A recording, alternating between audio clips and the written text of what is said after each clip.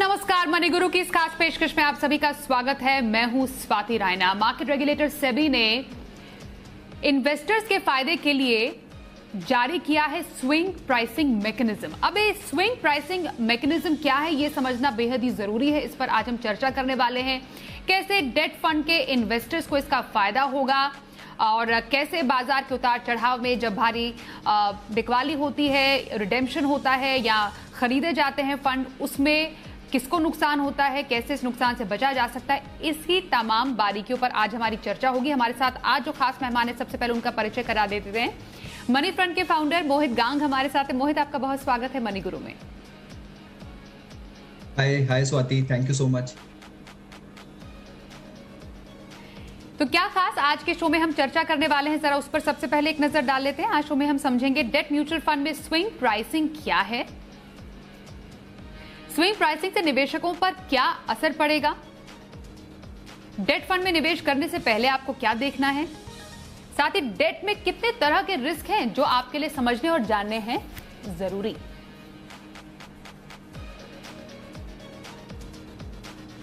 मोहित, debt mutual fund में swing pricing की आजकल काफी ज्यादा चर्चा है, जिसको सेबी ने नोटिफाई भी किया है। सबसे पहले स्विंग प्राइसिंग के बारे में हम आपसे समझना चाहते हैं कि ये जो कुछ बदलाव है, इनको लेकर जो आजकल बहुत ज्यादा चर्चा चल रही है निवेशकों में भी कि उनके निवेश पर इसका असर क्या पड़ेगा, इसलिए सबसे पहले मैं स्विंग प्राइसिंग के बारे में आपसे समझना चाहती हूँ। जी Swati, thank you so much. देखिए स्वाति, थोड़ा सा बैकग्राउंड इसका मैं देना चाहूंगा। तो होता क्या है कि इंडिया का जो डेट मार्केट है, जो कॉर्पोरेट डेट मार्केट है, वो बहुत ज्यादा लिक्विड नहीं है, उसमें बहुत डेप्थ नहीं है। इसका मतलब कि उसमें बहुत ज्यादा ट्रेड्स नहीं होते हैं, राइट। अगर आप गवर्नमेंट सिक्योरिटीज में ट्रेड कर रहे हैं या फिर आप रेपो, टी बिल्स ये सब ले रहे हैं तो लिक्विडिटी बहुत अच्छी है। बट जब आप कॉर्पोरेट बॉन्ड मार्केट में जाते हैं तो वहां पर इतनी लिक्विडिटी नहीं मिलती है। जब म्यूचुअल फंड हाउसेस डिबेंचर्स लेते हैं, सिक्योरिटाइज पेपर्स लेते हैं, कॉर्पोरेट बॉन्ड्स लेते हैं, बैंक बॉन्ड्स लेते हैं, तो वहां पर बहुत बड़ी क्वांटिटी में जब वो ट्रेड करते हैं तो अगर कल को उनको बेचना हो ये क्वांटिटी तो थोड़ी मुश्किल होती है। प्राइमरी इशू में वो ले तो लेते हैं इसको और काफी हद तक म्यूचुअल फंड्स उसको मैच्योरिटी तक होल्ड करते हैं, बट जब कभी उन्हें बीच में रिडेम्पशन की जरूरत पड़ती है तो बहुत बड़ी क्वांटिटी में बेचना मुश्किल होता है क्योंकि इतने बायर्स नहीं मिलते हैं इन सब पेपर्स के, राइट। तो होता क्या है कि मान लीजिए किसी म्यूचुअल फंड के पास में बहुत बड़ा रिडेम्पशन आता है किसी दिन, तो अमूमन जितने म्यूचुअल फंड्स होते हैं, डेट फंड्स होते हैं, वो अपने पास में इस तरह की कैश पोजीशन रखते हैं, ये इस तरह के इंस्ट्रूमेंट्स रखते हैं कि वो डेली रिडेम्पशन को आराम से मीट कर पाए। तो जितना रिडेम्पशन आएगा है कि वो डेली रिडेम्पशन को आराम से मीट कर पाए। तो जितना रिडेम्पशन आएगा, मान लीजिए वो 5% पोर्टफोलियो अपना कैश में, ट्रेजरी बिल्स में, गवर्नमेंट पेपर्स में रखेंगे और वो इमीडिएटली उसको रिडीम करके इन्वेस्टर्स को अपना पैसा वापस कर देंगे, बिकॉज डेट का रिडेम्पशन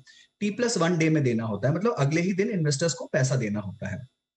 अब मान लीजिए कि कल को कुछ बड़ा क्रेडिट इवेंट हो जाए, मार्केट में कुछ बड़ी न्यूज आ जाए, जैसा कि पिछले साल मार्च के महीने में, मार्च एंड में देखा गया था 2020 में। तब अचानक से क्रेडिट मार्केट्स में ऐसा लग रहा था कि लॉकडाउन के कारण सब कुछ बंद हो जाएगा, इकोनॉमी ठहर जाएगी और बहुत बड़े रिडेम्पशंस देखे गए फंड हाउसेस में। तो जब ये रिडेम्पशन की परसेंटेज वैल्यू जो है वो बढ़कर बहुत ज्यादा हो जाती है सिंगल डे में, मान लीजिए जो डेली का थ्रेशोल्ड था वो 5% का था, ये बढ़कर एकदम से 10%, 15%, मान लीजिए 20% इन्वेस्टर्स ने रिडीम करने की कोशिश की, तो ऐसे हालात में फंड हाउस को वो पैसा अगले दिन देने के लिए एक ही दिन के अंदर में उनको बहुत बड़ा पोर्टफोलियो बेचना पड़ता है।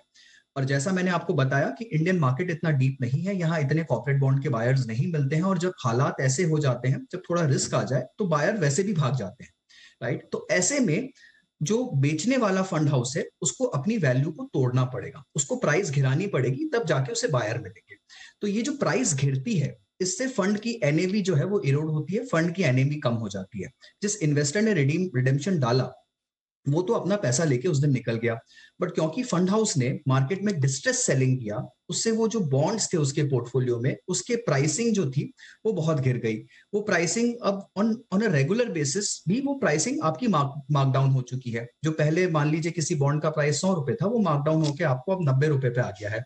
तो जो एग्जिस्टिंग इन्वेस्टर्स हैं उन्होंने कुछ भी नहीं किया, वो उस फंड में बने रहना चाहते थे, बट बिकॉज कोई बड़े इन्वेस्टर्स आए, उन्होंने अचानक से पैनिक रिडेम्पशन डाला, पूरे फंड का एनएवी हिल गया, और जो एग्जिस्टिंग इन्वेस्टर्स थे उनके लिए फंड का एनएवी गिरकर कम हो चुका है, और उनको भी अपने पोर्टफोलियो पे लॉस लेना पड़ेगा, मार्क टू मार्केट लॉस लेना पड़ेगा। उन्होंने कुछ भी नहीं किया, वो फंड को होल्ड करना चाहते हैं, लॉन्ग टर्म इन्वेस्टर्स हैं, निवेशक हैं, बट फिर भी बिकॉज ऑफ सच इवेंट्स उनको लॉस लेना पड़ता है। ऐसे सिनेरियोस को रोकने के लिए कि जो एग्जिस्टिंग इन्वेस्टर है, जो लॉन्ग टर्म निवेशक है, उसको लॉस ना हो, सेबी ने स्विंग प्राइसिंग निकाली है। स्विंग प्राइसिंग का जो मैकेनिज्म है, उसके अंतर्गत होता यह है कि जो रिडेम्पशन करने वाले दिन के जो ट्रांजैक्शनल कॉस्ट है या जो इंपैक्ट है एनएवी पे, वो रिडीम करने वाले यूनिट होल्डर्स को पास कर दिया जाता है। तो इसका एक फॉर्मूला है बकायदा, इसमें सेबी ने पूरा फुल स्विंग नहीं इंप्लीमेंट किया है, पार्शियल स्विंग इंप्लीमेंट किया है। बट इसका सबसे बड़ा फायदा, ये इसकी सबसे बड़ी, अगर इसको मैं समझाना चाहूं स्पष्ट और आसान शब्दों में, तो ये ऐसा मैकेनिज्म है जिससे रिडीम करने वाले इन्वेस्टर्स पे ट्रांजैक्शनल कॉस्ट और रिडेम्पशन के कारण होने वाली हलचल या उतार चढ़ाव का पूरा जो पास ऑन है, प्राइस का इंपैक्ट, वो उनको पास ऑन हो जाता है और एग्जिस्टिंग इन्वेस्टर्स को बचाया जाता है काफी हद तक। तो ये है स्विंग प्राइसिंग का कॉन्सेप्ट। ओके तो मोहित, जितना आपकी बात से अब तक हम समझ पाए हैं, बहुत जैसे एक मुहावरा कहते हैं ना, करे कोई और भरे कोई, तो कुछ ऐसा ही हम देख पा रहे थे due to certain events, liquidity crunch की वजह से, या बाजार में कुछ ऐसा इवेंट हुआ है, कई निवेशकों ने पैसे निकालने शुरू कर दिए, लेकिन उसका खामियाजा जो बने हुए निवेशक है, मौजूदा निवेशक है, उनको बहुत ज़्यादा यहाँ पर उठाना पड़ रहा था, जिसकी वजह से सेबी ने स्विंग प्राइसिंग का ये मैकेनिज्म लागू करने का फैसला किया।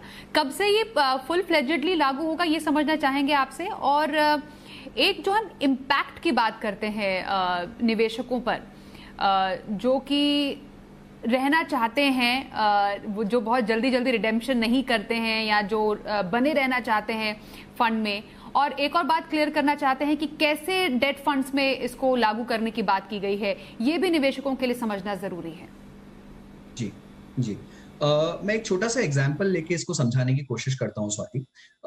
तो देखिए, मान लीजिए किसी फंड ने एक थ्रेशोल्ड बना रखा है कि डेली बेसिस पे उस पे 5% जो वैल्यू है फंड का, या 5% एनएवी के बराबर का रिडेम्पशन आ सकता है। ठीक है, तो वो फंड का एक थ्रेशोल्ड बना लिया फंड ने। अब मान लीजिए ये इसको एक स्विंग थ्रेशोल्ड बना देंगे। हर फंड हाउस, हर फंड अपनी स्कीम के मुताबिक उसके जो रिडेम्पशन वैल्यूज है, एवरेज वैल्यूज, उसके मुताबिक एक थ्रेशोल्ड डिसाइड करेगा। अब स्विंग थ्रेशोल्ड जो है, अगर इसके ऊपर रिडेम्पशन आता है, तो मान लीजिए 5% का थ्रेशोल्ड है, अचानक से किसी दिन 10% का रिडेम्पशन आता है, तो वो स्विंग थ्रेशोल्ड को क्रॉस कर गया। ऐसे केस में आपका स्विंग प्राइसिंग लागू हो जाएगा। अब ये स्विंग प्राइसिंग जो है वो कैसे काम करेगा, इसके लिए एक स्विंग इंपैक्ट निकाला गया है, और उसका एक कोई फिक्स फॉर्मूला है। वो हर फंड हाउस को निर्धारित करना होगा, और इसको एमफी की कमेटी में इसको चेयर करके इसे एक मूल रूप से पास किया जाएगा कि किस तरह से स्विंग प्राइसिंग या स्विंग इंपैक्ट जो है वो सेट किया जाएगा। पर मान लीजिए कि कोई फंड हाउस तय करता है कि अगर 5% के इस थ्रेशोल्ड के ऊपर रिडेम्पशन आता है एक ही दिन में, तो जो एनएवी का स्विंग इंपैक्ट होगा वो 1% से एनएवी को एडजस्ट कर देंगे। तो इसका मतलब, मान लीजिए किसी फंड की एनएवी अगर 100 रुपए थी, तो उसको अगर 1% से इंपैक्ट करना है, तो उसकी एनएवी जो रिडीमिंग इन्वेस्टर्स है उनको 100 की जगह 99 की दी जाएगी। 1% से उसको नीचे कर दिया जाएगा, और वो जो 1% का कॉस्ट है वो उनको पास कर दिया जाएगा बेसिकली। तो ये जो स्विंग इंपैक्ट है, ये हर फंड हाउस अपनी स्कीम्स के मुताबिक इसको निर्धारित करेगा। ये स्विंग इंपैक्ट सिर्फ डाउनवर्ड में नहीं लागू होता है, ये अपवर्ड मूवमेंट में भी लागू होता है। तो मान लीजिए कभी इन्फ्लोज बहुत ज्यादा आ जाए किसी स्कीम में, किसी न्यूज के कारण या किसी चीज के कारण, और इनफ्लो का थ्रेशोल्ड भी अगर 5% का है, और इनफ्लो अगर 10% आ जाता है एक दिन, तो इससे किसी इन्वेस्टर को फायदा नहीं पहुंचना चाहिए। तो उससे जो प्राइसिंग है उसको 1% ऊपर की तरफ भी एडजस्ट किया जाएगा, तो 100 रुपए का एनएवी 101 रुपए हो जाएगा। तो ये स्विंग इंपैक्ट जो है वो नीचे के स्तर पर और ऊपर के स्तर पर दोनों लागू होगा। बट हालांकि इसका जो सही फायदा है वो रिडेम्पशन के टाइम पे देखने को मिलेगा एग्जिस्टिंग इन्वेस्टर्स को, जब उनका कॉस्ट जो था, ये जो इम्पैक्ट जो था, वो रिडीम करने वाले निवेशकों को पास कर दिया जाता है। तो 99 के प्राइस पे आपको रिडीम करना पड़ रहा है, आपको 100 का एनएवी था, आप उसके हकदार थे, but because of the swing pricing 1% का आपको इम्पैक्ट झेलना पड़ेगा। और नहीं तो ये 1% का इम्पैक्ट एग्जिस्टिंग इन्वेस्टर्स को जाता, बिकॉज वो फंड में बने हुए हैं, उनका निवेश कायम है, तो उनको इससे बचाया जा रहा है, और ये 1% का इम्पैक्ट एग्जिस्टिंग इन्वेस्टर्स को पास किया जा रहा है। तो ये इस तरह से स्विंग प्राइसिंग काम करेगी। सेबी ने एक्चुअली फुल स्विंग और पार्शियल स्विंग, दो तरह के स्विंग प्राइसिंग होते हैं। अब सेबी ने इंडिया में पार्शियल स्विंग अभी शुरू किया है। फुल स्विंग में क्या होता है कि स्वाति कोई थ्रेशोल्ड नहीं होता, हर रिडेम्पशन को स्विंग के नजरिए से देखा जाता है और जितना जिसका इंपैक्ट होता है उतना रिडीमिंग इन्वेस्टर्स को पास किया जाता है। पार्शियल में सेबी ने कहा है कि आप एक थ्रेशोल्ड बनाइए, थ्रेशोल्ड के ऊपर ही इस इंपैक्ट को लागू करिए, प्लस 2 लाख रुपए से ज्यादा जो रिडीम कर रहा है ये इंपैक्ट उसी पर आएगा। 2 लाख से कम रिडेम्पशन अमाउंट पर स्विंग प्राइसिंग का इंपैक्ट नहीं आएगा। तो फिलहाल सेबी इसे पार्शियली लागू करना चाहती है, देखना चाहती है कि किस तरह से चलता है ये और किस तरह से इसको हम इंप्लीमेंट कर पाते हैं। उसके बाद शायद हो सकता है इसे आगे जाकर और ट्वीक किया जाए। हमने देखा है, प्लीज इस पे आप एक्सप्लेन भी कीजिएगा मोहित, कि जो डेवलप्ड कंट्रीज है वहां पर ऑलरेडी ये मैकेनिज्म इन प्लेस है, पहले से ही स्विंग प्राइसिंग मैकेनिज्म हम देखते हैं। हाँ, जो इंडियन म्यूचुअल फंड मार्केट है वहां पर इसे पहली बार लागू किया है, जैसे आपने कहा है कि अभी पार्शियली इसे लागू किया जाएगा, उसके बाद देखा जाएगा कैसे ये वर्किंग है और उसके बाद इसको पूरी तरीके से लागू किया जाएगा। लॉन्ग टर्म में किस तरीके का इम्पैक्ट एक देखा जा सकता है, इससे क्या इम्पैक्ट हम समझेंगे?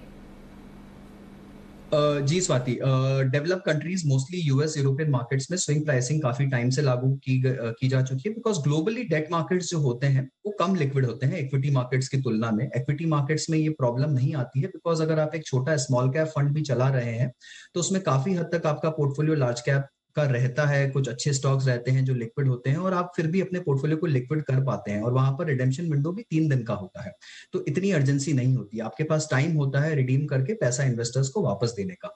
डेट फंड में ये प्रॉब्लम बहुत ज्यादा है हर तरफ, बिकॉज डेट मार्केट्स इतने डीप नहीं होते हैं और काफी ट्रेड जो होता है उनका ओटीसी होता है, ओवर द काउंटर होता है, वो एक्सचेंज पर नहीं होता काफी चीजों का ट्रेड, राइट। तो ग्लोबल मार्केट्स में काफी टाइम से चल रहा है। सेबी इसे धीरे धीरे इंप्लीमेंट करना चाहती है इंडिया में, बिकॉज एकदम से बहुत बड़ा चेंज नहीं भी करना चाहे, पहले देखना चाहेंगे कि किस तरह से किस इवेंट्स में ये ट्रिगर होता है, राइट। तो इसकी ट्रिगर की भी बहुत सारी कंडीशंस होंगी। एमफी इसे ट्रिगर कर सकता है किसी पर्टिकुलर मार्केट इवेंट पे, फंड हाउसेस खुद से डिसाइड कर सकते हैं कि उन्हें किस दिन स्विंग प्राइसिंग लागू करना है, जब उन्हें लगता है कि आज कुछ एक्स्ट्रा ऑर्डिनरी इवेंट हुआ है फंड में या कुछ ज्यादा फ्लोज आए हैं, कम फ्लोज आए, तो वो लागू कर सकते हैं। और सेबी खुद भी ये कॉल ले सकता है कुछ बड़े मार्केट डेज पे, जब उन्हें लगता है कि मार्केट में आज कुछ ज्यादा ही हलचल रही है, तो सेबी खुद भी बोल सकता है कि आप आज इसे इंप्लीमेंट करिए और इसे लागू करिए। तो काफी दिन इसे लागू किया जाएगा और फिर देखा जाएगा कि किस तरह से इसका प्रयोग हो रहा है। एंड मुझे पूरी उम्मीद है कि आने वाले टाइम में हम फुल स्विंग प्राइसिंग पर जाएंगे। निवेशकों के हिसाब से, खासतौर से रिटेल निवेशकों के हिसाब से इससे अच्छा कुछ नहीं हो सकता। डेट मार्केट की जो कॉस्ट होती है स्वाति, जो एक इन्वेस्टर बना रहता है 3 साल 5 साल, उस पर काफी ज्यादा रिडेम्पशंस जो दूसरे लोग करते हैं उसकी कॉस्ट उस पर पास ऑन होती है और एनएवी इंपैक्ट उन्हें काफी झेलना पड़ता है। तो जो लॉन्ग टर्म रिटेल निवेशक है जो कि बना रहना चाहता है एक फंड के अंदर में सेफ्टी के लिहाज से, उसके हिसाब से बहुत ही अच्छा और सही कदम है। तो मनी गुरु में आज हमारे साथ है मोहित गांग, उनसे समझ रहे हैं डेट फंड की बारीकियां। और अब हम ये समझने वाले हैं कि मोहित, जब भी डेट फंड में किसी को निवेश करना होता है वो काफी निश्चिंत होते हैं कि बिल्कुल कम रिस्क में या विदाउट रिस्क वो एक सेफ निवेश करने वाले हैं, लेकिन क्या वाकई डेट में रिस्क नहीं होता है? इस बात को आप प्लीज क्लियर कीजिए, और कैसे कैसे तरह के रिस्क होते हैं डेट में? स्वाति, कोई भी चीज जो कि आपको रिस्क फ्री इंटरेस्ट रेट से ज्यादा रिटर्न देने की क्षमता रखती है उसमें रिस्क होता ही होता है।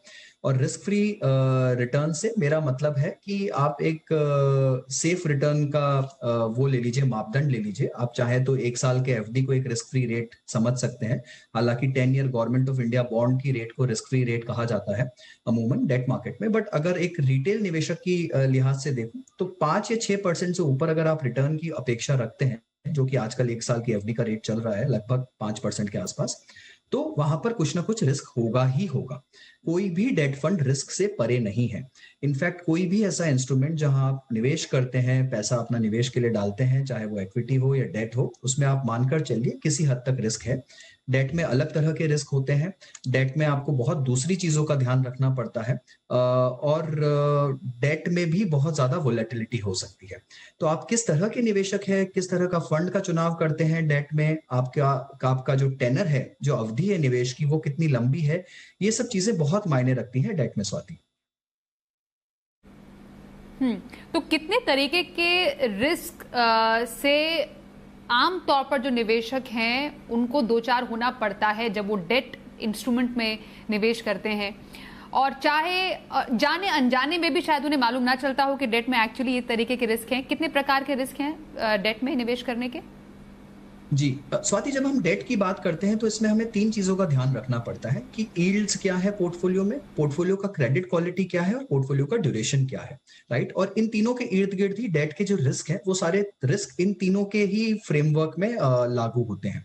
तो सबसे पहली बात कि आप जब भी किसी डेट फंड का चुनाव करने जा रहे हैं तो आप ये देखेंगे कि उसमें लिक्विडिटी रिस्क क्या है।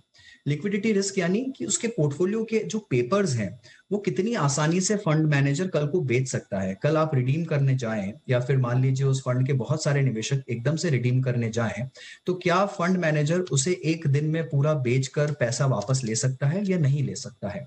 तो वो एक लिक्विडिटी रिस्क होता है। जितनी लो क्वालिटी के पेपर होते हैं, जितने कम रेटेड पेपर होते हैं, उन्हें उतना ही बेचना मुश्किल होता है। तो आपको बहुत जरूरी है ये देखना कि फंड का लिक्विडिटी रिस्क क्या है, और वो कैसे पता लगता है। आप देखेंगे कि उसका क्रेडिट क्वालिटी क्या है। यहीं से जो दूसरा रिस्क है डेट का, वो सबसे बड़ा रिस्क वो वहां से निकलता है, वो है कि क्रेडिट रिस्क। क्रेडिट रिस्क का मतलब यह है कि फंड में जो पेपर का क्वालिटी है वो कितना अच्छा है। क्या पेपर क्वालिटी ट्रिपल है, क्या गवर्नमेंट बॉन्ड्स है उसमें, क्या double a single A paper है। यहां पर एक निवेश की सीमा होती है, ट्रिपल बी प्लस को एक इन्वेस्टमेंट ग्रेड की लक्ष्मण रेखा कहा गया है। इसके ऊपर के जो पेपर रेटेड होते हैं वो सारे इन्वेस्टमेंट ग्रेड पेपर कहलाते हैं, उसमें आप निवेश कर सकते हैं। उसके नीचे के पेपर्स में जनरली निवेश नहीं किया जाता है। आपको ये देखना बहुत जरूरी है कि एक अच्छे सिंपल निवेश के लिहाज से डबल ए के नीचे पेपर नहीं होने चाहिए, और अगर है पोर्टफोलियो में तो उसका आप अच्छी तरह से अवलोकन करिए। आप देखिए उसमें कहां पर कौन सा पेपर है, कौन सी कंपनी है, क्या नाम है। आप कंफर्टेबल हो तभी जाइए और निवेश करिए। अन्यथा जो क्रेडिट रिस्क है वो ये होता है कि मान लीजिए किसी पेपर का जो रेटिंग है वो एकदम से डाउनग्रेड हो गया, तो डबल ए से सिंगल ए हो गया, सिंगल ए से डबल बी हो गया, जैसा कि हमने देखा है बहुत सारे लास्ट 2-3 साल में आयरलैंड एफएस में, डीएचएफएल में पेपर का क्रेडिट क्वालिटी कितनी फास्ट तरीके से गिरा है। तो वहां पर जो है निवेशकों को क्रेडिट रिस्क आता है, बिकॉज जैसे ही क्रेडिट रेटिंग डाउनग्रेड होता है आपके जो एनएवीज जो है वो गिर जाते हैं, आपका बॉन्ड का प्राइसिंग कम हो जाता है और उनके यील्ड्स बढ़ जाते हैं। तो ये हो गया दूसरा रिस्क। तीसरा और जो बहुत बड़ा रिस्क है और जिसे निवेशक आमतौर पर इग्नोर कर देते हैं और जो सबसे ज्यादा समझने की जरूरत है, वो है ड्यूरेशन रिस्क। अभी ये सबको पता है स्वाति कि डेट फंड्स में क्या होता है, जैसे इंटरेस्ट रेट ऊपर जाते हैं आपके डेट फंड का एनएवी गिरता है, आपके प्राइसेस कम होते हैं बॉन्ड के, और इंटरेस्ट रेट अगर नीचे जाते हैं तो प्राइसेस आपके ऊपर जाएंगे। इसका मतलब अगर आप कोई ऐसा फंड का चुनाव कर रहे हैं जिसका ड्यूरेशन बहुत लंबा है, जिसके पेपर बड़ी लंबी अवधि के हैं, 5 से 7 साल 10 साल, तो वो उस टाइम पर लीजिए जब इंटरेस्ट रेट नीचे जाने की संभावना हो, क्योंकि उन पेपर्स का प्राइस ऊपर जाएगा और आपको कैपिटल अप्रिसिएशन आएगा, फायदा होगा। पर अगर आपने वो फंड तब रखा है जबकि इंटरेस्ट रेट्स ऊपर जाने की संभावना है, जो कि अभी के माहौल में है कि इंटरेस्ट रेट्स ऊपर जाएंगे, ये एक तय बात है, कब जाएंगे वो हमें नहीं पता, पर बहुत जल्दी इंटरेस्ट रेट का साइकिल रिवर्स होगा। तो ऐसे माहौल में आप बहुत लंबी मॉडिफाइड ड्यूरेशन या मैच्योरिटी के पेपर्स अपने पोर्टफोलियो में नहीं रख सकते हैं। कोशिश करिए कि जिस स्कीम्स का मॉडिफाइड ड्यूरेशन या मैच्योरिटी जो है वो 1 से 2 साल से ऊपर मत लीजिए, उससे भी कम रख सकते हैं तो बहुत अच्छी बात है। जितना ज्यादा मॉडिफाइड ड्यूरेशन लेंगे, अगर आप मान लीजिए medium term debt funds, guild funds, income funds, ये सब लेंगे तो वो रिस्क बहुत बढ़ जाता है, और जैसे ही इंटरेस्ट रेट ऊपर जाएंगे आपके फंड्स आपको नेगेटिव रिटर्न्स दे सकते हैं। तो ये जो 3 रिस्क हैं ये सबसे बड़े रिस्क हैं। इसके अलावा डिफॉल्ट रिस्क होता है स्वाति, कि कहीं को जो आपका इश्यूअर है वो पेमेंट चूक ना जाए, उसका इंटरेस्ट ना दे, डिफॉल्ट कर दे। ये सब भी हमने देखा है पिछले 2-3 सालों में, बहुत सारे एपिसोड्स हुए हैं डेट मार्केट में। तो जो पेपर क्वालिटी है उस पर आपको खास ध्यान देना पड़ता है, किस तरह के पेपर्स हैं उस पोर्टफोलियो में। एक री इन्वेस्टमेंट रिस्क होता है कि कल को जब आपका पोर्टफोलियो मैच्योर हो जाएगा, उसका टेनर पूरा हो जाएगा मान लीजिए, तो वो पैसा जब आएगा तो क्या वो सेम इंटरेस्ट रेट पे वापस आप निवेश कर पाएंगे या नहीं कर पाएंगे। पर ये सब फिर भी रिस्क मैनेजेबल है। जो मेन रिस्क है वो है ड्यूरेशन और क्रेडिट रिस्क। इन दोनों का बहुत ज्यादा आपको ध्यान रखना होगा, और साथ में लिक्विडिटी रिस्क। ये सबसे बड़े रिस्क हैं स्वाति। तो किन रिस्क के पैमाने में परख के आपको डेट फंड का चुनाव करना है, ये समझ लिया। इसके अलावा भी कोई रूल है जो कि डेट फंड चूज करने से पहले, एक अच्छा डेट फंड चूज करने से पहले लोगों को ध्यान में रखने की जरूरत है? कुछ और पॉइंट्स आप इसमें ऐड करना चाहेंगे? बिल्कुल स्वाति, आई थिंक ये काफी इंपॉर्टेंट क्वेश्चन आपने पूछा है। देखिए, एक बहुत सिंपल सा फॉर्मूला बोलता हूँ, 3 स्टेप का फॉर्मूला है, और मुझे लगता है कि कोई भी आम निवेशक, एक रिटेल निवेशक अगर ये 3 स्टेप को अच्छे से पूरा करेगा तो वो डेट फंड में कभी गलत नहीं हो सकता। सबसे पहला स्टेप, आप पोर्टफोलियो का क्रेडिट क्वालिटी देख लीजिए। हर फंड अपना क्रेडिट क्वालिटी दिखाता है कि 90% portfolio is in AA+ papers, 10% portfolio in AA या 5% इन AA, 4%, 3% इन सिंगल ए। वो आप देख लीजिए। जहां तक हो सकता है आप कोशिश करिए कि AA+ एंड अबव के पेपर्स में जाइए, आपको कहीं नुकसान नहीं होगा। ऐसे ही स्कीम्स का चुनाव करिए जहां पर क्रेडिट क्वालिटी जो है वो AA+ हो, गवर्नमेंट पेपर्स हो, FDs हो, सिर्फ यही हो। अगर आपका 90% पोर्टफोलियो वहां पर है तो आप उस स्कीम का चुनाव कर लीजिए। तो पहला फिल्टर हो गया क्रेडिट का फिल्टर। आपने ये फिल्टर लगाया, देखा कि जहां जहां पेपर क्वालिटी 90% AA+ है, वो स्कीम्स पे आप आ गए। उसके बाद दूसरा फिल्टर लगाइए। दूसरा फिल्टर है मॉडिफाइड ड्यूरेशन। हर फंड की फैक्ट शीट में, हर वेबसाइट पे आपको एक फंड का ड्यूरेशन दिखेगा। वो ड्यूरेशन फिलहाल के माहौल में, जबकि इंटरेस्ट रेट्स ऊपर जाने की संभावना है, कोशिश करिए कि 2 साल से ऊपर ना हो। 1 साल के नीचे है तो बहुत अच्छा है, बट 1 साल के नीचे फिर आप सिर्फ ultra short term money market वैसे ही फंड्स में निवेश कर पाएंगे। आप थोड़ा सा low duration floating rate funds, short term funds लेंगे तो 2 साल तक आपको जाना पड़ेगा। 2 से 2.5 साल बहुत हो गया स्वाति। उसके ऊपर की मॉडिफाइड ड्यूरेशन को फिलहाल के माहौल में इग्नोर करिए। तो दूसरा फिल्टर आपने ये लगाया कि जिस स्कीम का मॉडिफाइड ड्यूरेशन 2-2.5 साल के नीचे है, बस वो ही लेने हैं। क्रेडिट क्वालिटी का फिल्टर, मॉडिफाइड ड्यूरेशन का फिल्टर। अब बचा तीसरा और आखिरी फिल्टर। उसके बाद आप ये देखिए कि वो फंड का YTM कितना लिखा हुआ है, यील्ड टू मैच्योरिटी। फिर उसका एक्सपेंस रेशियो देखिए, उस YTM में से उस एक्सपेंस रेशियो को लेस कर दीजिए, और जो नेट YTM आता है, टेक्निकली वो फंड ये कहना चाह रहा है कि अगर मेरा मॉडिफाइड ड्यूरेशन 1 साल का है, आप मुझे 1 साल के लिए होल्ड करेंगे तो ये नेट YTM मैं आपको दे दूंगा। इसके ऊपर नीचे मैं थोड़ा सा ट्रेडिंग करके फंड मैनेजर की काबिलियत से कुछ और रिटर्न बनाऊंगा, बट इतना तो आपको मिल ही जाएगा अगर हालात ठीक रहते हैं तो नेट YTM का तीसरा फिल्टर, ये 3 फिल्टर लगाइए, credit quality, modified duration, net YTM। उसके बाद अपने स्कीम का चुनाव करिए, आप कभी गलत नहीं जाएंगे। और ये एक बहुत ही सिंप्लीफाइड और आसान रूल है।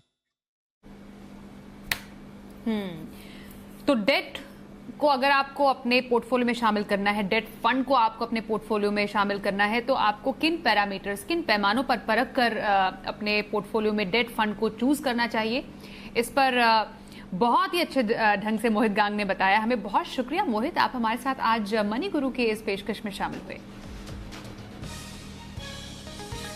तो इसी के साथ आज के इस एपिसोड में बस इतना ही। वक्त एक ब्रेक का है, खबरों का सिलसिला जारी रहेगा। देखते रहिए सी बिजनेस।